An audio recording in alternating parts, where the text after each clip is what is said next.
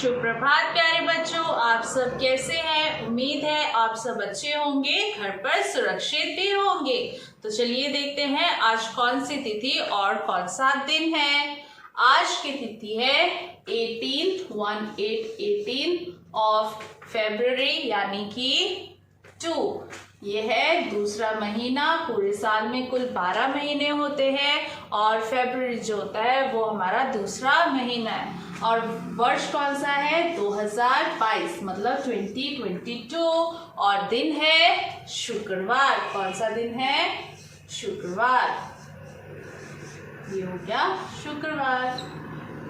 प्यारे बच्चों, कल की हिंदी कक्षा में हमने एक नया विषय शुरू किया था जो था अपठित गद्यांश। तो मैं आपको बताऊं अपठित का क्या मतलब होता है। अपठित का मतलब होता है जो पहले ना पढ़ा गया हो, जिसे हम पहली बार पढ़ते हैं उसे बोलते हैं अपठित गद्यांश पैराग्राफ।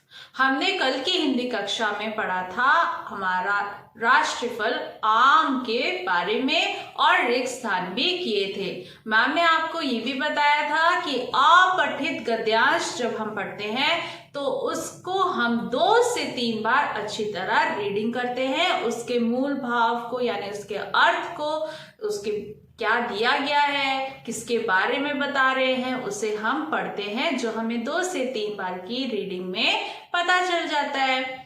अपठित गद्यांश को पढ़ते समय हमें कुछ बातों का ध्यान रखना है। पहला मैम ने बता दिया कि हमें उसे 1, 2, 3 बार हमें उसे रीड करना है और उसके मूल भाव को समझना है।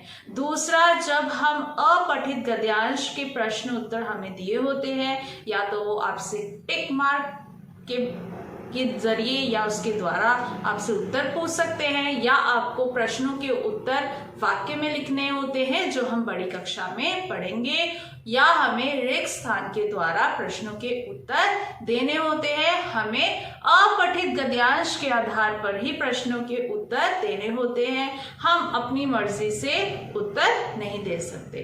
तो चलिए आज हम एक और अपठित गद्यांश पढ़ेंगे और देखेंगे प्रश्नों के उत्तर कैसे देने हैं। हम रीड करेंगे, उसके मूल भाव को समझेंगे। तो चलिए शुरू करते हैं।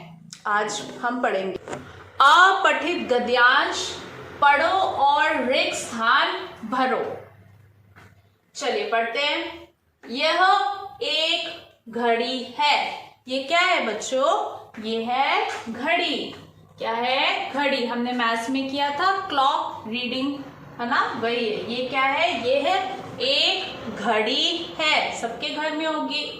इसका आकार गोल है। यहाँ पे जो घड़ी दे रखी है इसका आकार कैसा है? आकार गोल है, यानी ये कैसी है? गोल। इसके 2 हाथ है। इसके कितने हाथ है? 1, 2। ओके, 2 हैंड होते हैं, एक लॉन्ग होता है और एक शॉर्ट होता है। And short one tells time. इसके 2 हाथ है। कितने हाथ है बच्चों? इसके 2 हाथ है। आगे है यह टिक टिक चलती है। कैसे करती है? टिक टिक टिक टिक ऐसे चलती है।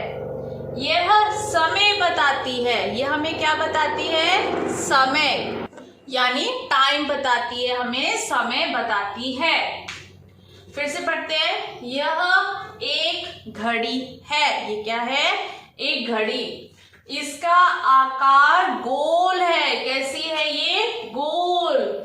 इसके 2 हाथ है। देखो 1, 2 हैंड्स है। यह टिक टिक चलती है।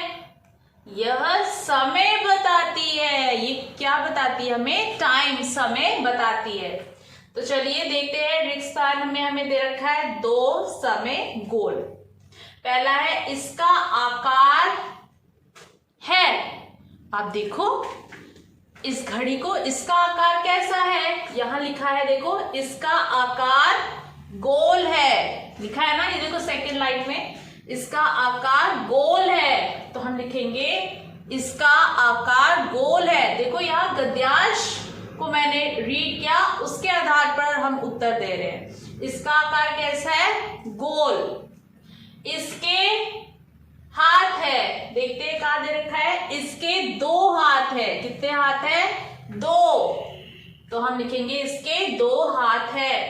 यह बताती है डैश, क्या बताती है? ये देखो, यह समय बताती है, तो हम लिखेंगे यह समय बताती है।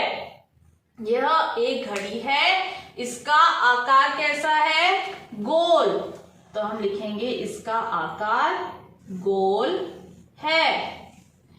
इसके डैश हाथ है, रिक्त स्थान भरो, इसके कितने हाथ है? 2, तो हम लिखेंगे 2 हाथ है। यह डैश बताती, क्या बता रही है? देखो लिखा है यह समय बताती है, तो हम लिखेंगे कि यह हमें समय, टाइम बताती है। ठीक है, एक बार दोहराते हैं। यह एक घड़ी है, इसका आकार गोल है, इसके 2 हाथ हैं, यह टिक टिक चलती है, यह समय बताती है। चलिए चेक करते हैं हमने सही भरे हैं। इसका आकार गोल है, कैसा आकार है इसका? गोल, हमने बिल्कुल सही लिखा। इसके 2 हाथ है, हाँ इसके 2 हाथ है।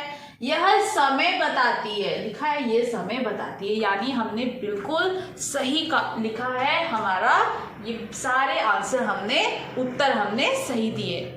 तो प्यारे बच्चों, आपने भी नोटबुक में इसे लिखना है, उसके बाद गद्यांश के आधार पर हमें प्रश्न उत्तर का जवाब देना है, साफ साफ करना है और मैम को भेज देना है। धन्यवाद।